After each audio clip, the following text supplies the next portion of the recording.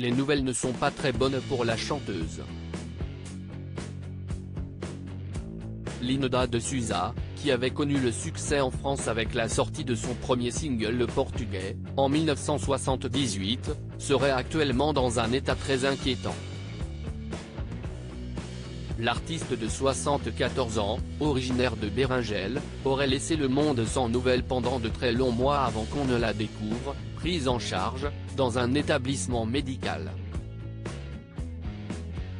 Selon les informations du magazine France Dimanche, Linda de Souza serait effectivement hospitalisée depuis plusieurs semaines, puisqu'elle souffrirait de troubles psychologiques. Partie dans son monde, elle évoquerait un combat entre les forces du bien et du mal. Les médecins s'inquiéteraient car elle aurait cessé de s'alimenter, peut-on lire dans la publication. Ses chances de rémission s'amenuiseraient.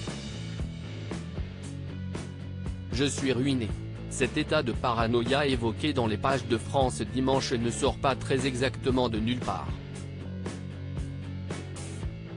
En 2010, Linda de Souza avait porté plainte pour usurpation d'identité en découvrant que, depuis 1979, 7 comptes en banque avaient été ouverts à son nom dans son dos. Le coupable ? L'homme qui partageait sa vie.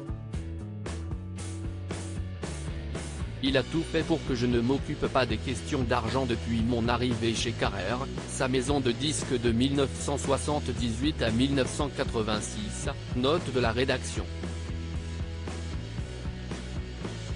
Je suis ruiné, regrettait-elle.